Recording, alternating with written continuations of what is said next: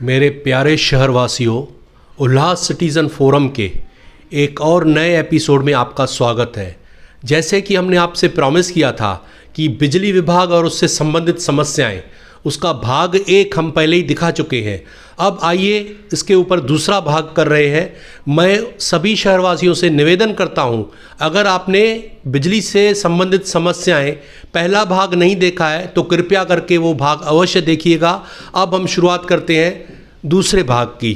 अब हमारे साथ श्री किशोर मूलचंदानी जी हैं, जो उल्लास सिटीज़न फोरम के सदस्य भी हैं, उसके साथ साथ उल्लासनगर मैन्युफैक्चर एसोसिएशन उनके वो सचिव भी हैं। समय समय पर वो बड़े बड़े इंजीनियर्स लोगों के साथ, एग्जीक्यूटिव इंजीनियर्स लोगों के साथ मीटिंग्स करते हैं और कई बार ऊर्जा मंत्री के साथ भी इनकी बैठकें हो चुकी हैं। इस शहर में लाइट से संबंधित जितनी समस्याएं हैं, कई बार वो समस्याओं के लिए उनसे मुलाकातें भी करते हैं और उसकी निवारण करने की कोशिशें भी करते रहते हैं।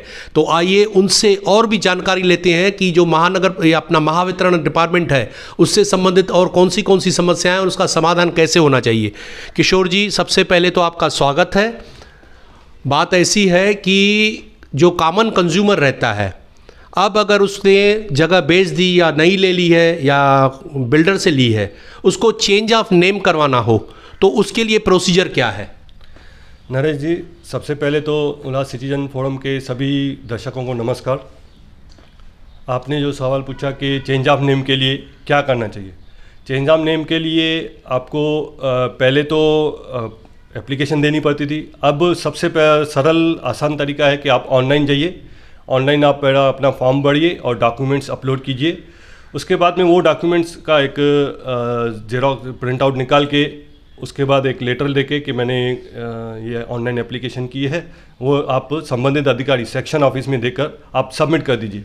आपका विदिन 1 या 2 महीने के अंदर 1 या 2 बिलिंग साइकिल के अंदर आपका चेंज ऑफ नेम हो जाएगा। इससे संबंधित 2 प्रश्न। एक तो आपने कहा डॉक्यूमेंट्स, कौन से डॉक्यूमेंट्स देने हैं, एक बात, और दूसरी बात ये कि क्या चेंज ऑफ नेम की कोई चार्जेस हैं, अगर हैं तो कैसे भरते हैं?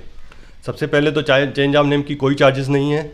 उसके बाद में जो आपने पूछा डॉक्यूमेंट्स, उसमें आपको आपका आइडेंटिटी प्रूफ, आपका एड्रेस प्रूफ और आपका टैक्स पावती, जो प्रॉपर जगह है वो जिसके नाम पे है, टैक्स म्यूनसिपल कॉरपोरेशन की टैक्स की पावती जिसके नाम पे है, वो बिजली बिल पे उसका नाम आएगा। दूसरी बात ये है किशोर जी कि आजकल क्या, कई समय से मैंने कंज्यूमर से जो समस्या सुनी है वो ये है कि कई बार मार्च महीने में 2 बिल आ जाते हैं। अब बिल 2 कैसे आते हैं? एक तो आता है जो हमने लाइट कंज्यूम की है, दूसरा फिर वो भेजते हैं सिक्योरिटी डिपॉजिट। अब बात ऐसी है कि सिक्योरिटी डिपॉजिट सबसे पहले वो भरना ज़रूरी है कि नहीं है। अगर मान लीजिए कोई कंज्यूमर वो सिक्योरिटी डिपॉजिट नहीं भरता है तो क्या इनका जो बिजली विभाग है उनको उनकी लाइट कट करने का अधिकार है कि नहीं है? अगर मैं सिक्योरिटी डिपॉजिट नहीं भरता हूँ तो वो मुझे क्या करेंगे? हर साल समय आने पर शायद मार्च या अप्रैल, पहले अप्रैल में रहता था, पहले मई में आता था, फिर अप्रैल में किया, अभी शायद मार्च में भी आने लगे हैं। सिक्योरिटी डिपॉजिट का बिल हर साल अपडेट किया जाता है। पहले 1 साल का एवरेज निकाल के वो सिक्योरिटी डिपॉजिट रखते थे। अब कुछ 1.5 साल का लगभग किया गया है कि 1.5 साल का आपका एवरेज जो बिल 1 साल में जितना आता है, वो 1.5 महीने का जितना एवरेज रहेगा वो आपका सिक्योरिटी डिपॉजिट रखी जाती है। तो अगर सिक्योरिटी डिपॉजिट का बिल आता है तो अगर आपके पास पैसे अवेलेबल नहीं है तो आप अपना लाइट का बिल भर दीजिए, सिक्योरिटी डिपॉजिट को रहने दीजिए। अगर वो ज़रूरी होगा तो आपके अगले बिल में वो डिपार्टमेंट आपको उसको ऐड करके भेजेगा, पर सिक्योरिटी डिपॉजिट के लिए आपकी बिजली नहीं काटी जाएगी। तो शहरवासी ध्यान दीजिए, सिक्योरिटी डिपॉजिट भरना इतना ज़रूरी नहीं है, इसके लिए आपको टेंशन लेने की ज़रूरत नहीं है। बिजली विभाग अगर आपने सिक्योरिटी डिपॉजिट का बिल नहीं भरा है तो आपकी बिजली नहीं काटेगा। सही कहा ना मैंने? बिल्कुल। अब दूसरी बात आते हैं कि ये जो लाइट की ब्रेकडाउन्स होती है, तो पहले ऐसा था कि शुक्रवार के दिन अनाउंस किया हुआ रहता था, या कई बार मालूम को लोगों को पता ही था कि आज शुक्रवार है, लाइट बंद रहेगी, और सवेरे 10 से लेके शाम को 6 बजे तक, कभी सवेरे 9 बजे से लेके शाम को 6 बजे तक लाइट बंद रहती थी। ये अलग बात है, जो अनाउंस करते हैं जितना समय करते थे, 6 बजे बोलते थे तो 7 बजे लाइट आती थी, 1 घंटा ज़्यादा ही खींच के जाते थे, ठीक है। लेकिन अभी हमने हाल ही में देखा है, पिछले कुछ 1-1.5-2 वर्षों से कभी भी लाइट चली जाती है, बिना इंटीमेशन के लाइट चली जाती है। फिर कभी कभी तो इंटीमेशन देते हैं, बस वो समझते हैं भले फ्राइडे हो ना हो, मंगलवार है, बुधवार है, बस उन्होंने इंटीमेशन दे दिया, काम हो गया कि अभी आने वाले 2 घंटे आपके एरिया में लाइट बंद की जाएगी। तो ये फ्रीक्वेंट ब्रेकडाउन्स कर रहे हैं, फ्रीक्वेंट लाइट को बंद कर रहे हैं, उसकी वजह क्या है और क्यों कर रहे हैं? एक्चुअली हमारे शहर में जब से बिजली विभाग एक्टिव हुआ है तभी से, जहाँ तक मुझे पता है, कि शुक्रवार को ही बिजली बंद की जाती थी। पहले कुछ मेरे जन्म से भी पहले कुछ अलग हो दिन तो मुझे पता नहीं है, पर जहाँ तक मुझे जितनी जानकारी है कई वर्षों से शुक्रवार को ही बिजली बंद की जाती थी। वो मेंटेनेंस के लिए बंद की जाती थी। तो लोगों को पता रहता था कि शुक्रवार को बिजली बंद होगी मेंटेनेंस के लिए, और लोग प्रिपेयर रहते थे कि बिजली बंद होगी। अब 6-8 महीना, 1-1.5 साल से लगभग ऐसा हो गया कि कभी भी कौन से भी दिन मेंटेनेंस के लिए बिजली बंद करते हैं, जो कि ये गलत है, बिल्कुल गलत है। ऐसा नहीं होना चाहिए। ये डिपार्टमेंट को मैंने कई बार पत्र दिया है कि ऐसा नहीं होना चाहिए कि आपका अगर मेंटेनेंस का डे शुक्रवार है तो आप शुक्रवार को ही बिजली बंद कीजिए, इससे बीच में आप मेंटेनेंस नहीं कीजिए। हाँ, इमरजेंसी कोई मेंटेनेंस है तो आप कीजिए, पर ये जो बार बार बिजली बंद होती है इसके लिए काफ़ी दुखद बात है। शहरवासियों को काफ़ी परेशानी झेलनी पड़ती है। दूसरी बात ये है कि अगर ये शुक्रवार के दिन भी लाइट बंद करते हैं तो मेंटेनेंस के लिए, जिस प्रकार से आपने बताया, अगर ये लोग अप्रैल मई जून में मेंटेनेंस के लिए लाइट बंद करते हैं, जो कि कंज्यूमर बेचारा, गरीब कंज्यूमर चुपचाप करके सहन करके लेता है, ये सोच के कि डिपार्टमेंट को लाइनें वगैरह या कहाँ पेड़ बढ़ गए हैं तो उसके लिए उनको कट सट करना पड़ेगा, मेंटेन करना है, मेंटेनेंस के लिए बंद कर रहे हैं। बात ऐसी है, अगर मेंटेनेंस के लिए लोग 3 महीने से कंज्यूमर को रुलाते हैं तो फिर जैसे ही बारिश शुरू होती है तुरंत पहली बारिश में हम देखते हैं लाइट बंद। फिर हर बार जब भी ज़्यादा बारिश आती है, तूफान लगता है या लाइटिंग होती है या ऐसे भी बारिश की वजह से लाइट बंद हो जाती है, फिर ब्रेकडाउन क्यों होते हैं? अगर फिर ब्रेकडाउन होते हैं तो इन्होंने जो मेंटेनेंस के लिए 3 महीने से कंज्यूमर को रुलाया, वो क्या करते थे उस समय? ये लगभग अप्रैल मई से अपना मेंटेनेंस और ट्री कटिंग का काम स्टार्ट करते हैं। ये बताते हैं कि पेड़ बड़े हो चुके हैं, लाइनों में फंस रहे हैं, इसके लिए लाइन टूटने का डर रहता है। इसके लिए ये शुक्रवार को 6 घंटे के 5 घंटे तक बिजली बंद करके पेड़ों की कटिंग करते हैं। और हर शुक्रवार को मेंटेनेंस के लिए ट्रांसफार्मर बंद करते हैं। ट्रांसफार्मर में कुछ जो भी मेंटेनेंस रहा वो कर लेते हैं। पर ये देखा गया है कि ये जो मेंटेनेंस है सिर्फ नाम मात्र के लिए हो रहा है, कि ये प्रॉपर मेंटेनेंस नहीं हो रहा है। इसके लिए जो आप देखेंगे, अभी कुछ दिन पहले भी बारिश हुई थी तो सब जगह लाइट बंद हो चुकी थी, और कई जगह से कुर्ला कैंप की एरिया में तो पूरा दिन लाइट बंद थी। 4 घंटा सुबह को बंद हुई, 1-2 घंटे के लिए फिर आई, फिर 2-3 घंटे के लिए फिर बंद। तो ऐसे में लोगों को काफ़ी परेशानी होती है। उसका कारण यही है कि ये मेंटेनेंस प्रॉपर नहीं करते। अब देखिए, ये जो समस्याएं थी ये तो एक कॉमन घर में रहने वाले जो हैं लोग, उनके लिए थी। कई समस्याएं आती हैं बिजली के ब्रेकडाउन की वजह से, जैसे हॉस्पिटल्स रहती हैं उनको बड़ी दिक्कत आ जाती है। घर में बच्चों की पढ़ाई चल रही है, एग्ज़ाम्स हैं, उनकी अगर बिजली बंद हो जाती है तो उनको कंप्यूटर्स वगैरह सारे बंद हो जाते हैं, बड़ी दिक्कत होती है। उसके सिवा कई बच्चे घर में बैठ के काम करते हैं, ऑनलाइन उनकी ड्यूटी अभी भी चालू है, उनको दिक्कतें आ जाती है। तो ये तो दिक्कत हुई कॉमन कंज्यूमर की, लेकिन उसके साथ साथ दुकानदारों को और इंडस्ट्रियल्स को, आप तो खुद इंडस्ट्रियल वाले हैं, तो किस प्रकार की तकलीफ़ें आते हैं? दुकानदारों और इंडस्ट्री को तो काफ़ी बड़ी परेशानी होती है, काफ़ी परेशानी। हालांकि रेसिडेंट्स को भी काफ़ी परेशानी होती है, क्योंकि कई लोग हाई राइज बिल्डिंग में रहते हैं, बहुमंजिली इमारतों में रहते हैं। तो एक बार नीचे गए तो इंतज़ार करना पड़ता है कि लाइट आवे तो लिफ्ट में मैं ऊपर जाऊँ। 4 माला 5 माला चढ़ना आज इतना आसान नहीं है। तो रेसिडेंट्स लोगों को भी काफ़ी परेशानी है, पर इसके साथ में दुकानदारों को काफ़ी परेशानी होती है। इंडस्ट्री को तो बहुत बड़ी परेशानी होती है। दुकानदारों को इतनी परेशानी होती है कि आप देखेंगे, जब भी आप किसी भी दुकान पे जाएंगे, कुछ भी प्रोडक्ट लेने के लिए जाएंगे, तो दुकानदार आपको पंखे और लाइट चालू करके आपको कोई भी प्रोडक्ट दिखाएगा। उसमें दुकानदार का भी फ़ायदा है कि उनका प्रोडक्ट थोड़ा गेटअप आ जाता है लाइट की वजह से, और दूसरा कंज्यूमर का भी फ़ायदा है कि कस्टमर को कोई भी अगर उसमें नुक्स हो या कोई फॉल्ट हो तो फटाफट दिख जाएगा।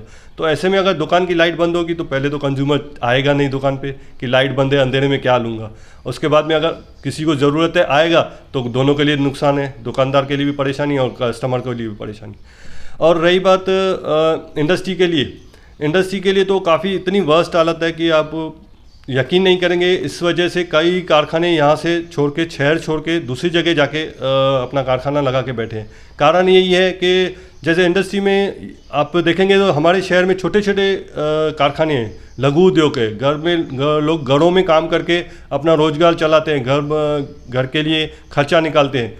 पर ऐसे में अगर बिजली बंद होगी तो उनका खर्चा नहीं निकल पाता। पूरा दिन अगर 6 घंटा 4 घंटा बिजली बंद रही तो काम नहीं कर पाते, उनको प्रोडक्शन नहीं मिलती है। और दूसरे जो कारखाने देखेंगे तो कारखानों में भी ऐसी हालत रहती है कि कई बार ऐसा देखा गया कि कई प्रोडक्ट ऐसे होते हैं कि उनमें हीट, मशीन को 2-2 घंटे हीट देने के बाद मशीन स्टार्ट होती है।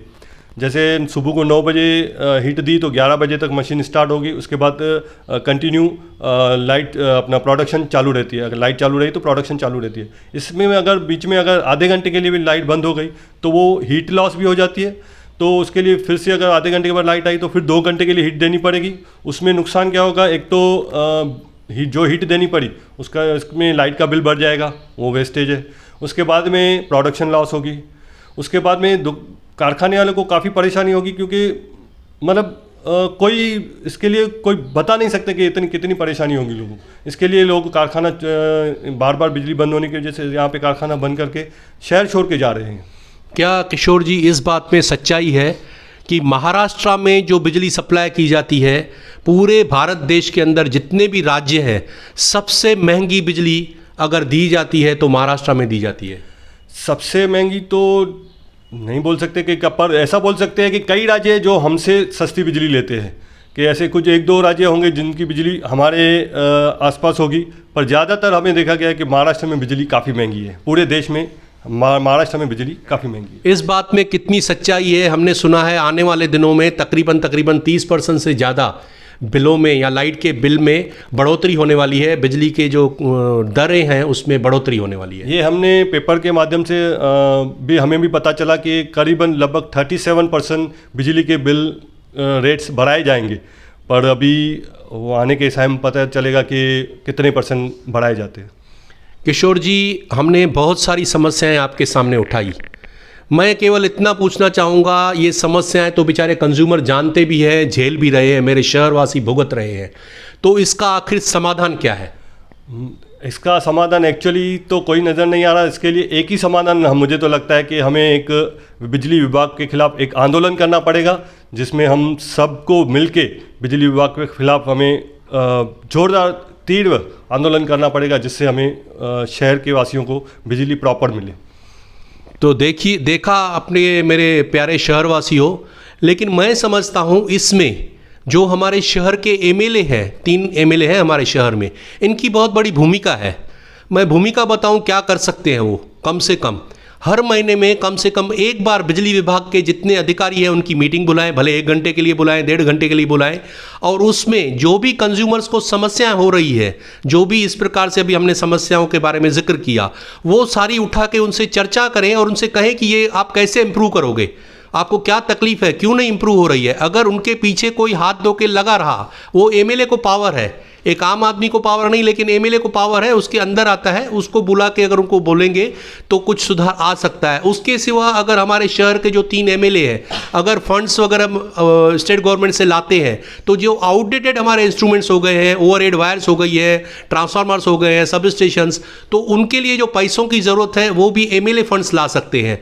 तो एमएलए का बहुत बड़ी भूमिका है इस शहर में जो लाइट की समस्या है उससे लोगों को अगर निजात दिलाना है, उद्योगपति हो, बिजनेसमैन हो, कॉमन कंज्यूमर हो, उसके लिए एमएलए को इन डिपार्टमेंट के ऊपर खास पैनी नज़र रख करके उनकी हर महीने मीटिंग बुला करके अगर करते हैं तो शायद इस समस्या का कुछ हद तक कम हो सकती है। और जैसे हमारे किशोर भाई ने कहा, अन्यथा जनता को रास्ते पे उतर के आंदोलन करने पड़ेंगे इस विभाग के खिलाफ, तब जाकर के लगता है कुछ काम हो पाएगा। तो आपको हमारा ये एपिसोड कैसा लगा? अगर आपको अच्छा लगा तो इसको लाइक ज़रूर कीजिएगा, और दूसरी बात, उल्लास सिटीज़न फोरम के इस ऐप जो हमारा चैनल चल रहा है इसको सब्सक्राइब ज़रूर कीजिए। और अगर आपके मन में और भी इस डिपार्टमेंट से संबंधित प्रश्न आते हैं तो हमारे कमेंट्स बॉक्स में जाकर के आप सवाल पूछ सकते हैं या सवाल डाल सकते हैं, सजेशन डाल सकते हैं, हम उसमें पढ़ेंगे और ज़रूरत लगी तो एक और एपिसोड करेंगे। फिलहाल हमेशा फिर नेक्स्ट एपिसोड में हम आपसे मिलेंगे कुछ शहर की नई समस्या लेकर के। धन्यवाद। जय हिंद दोस्तों।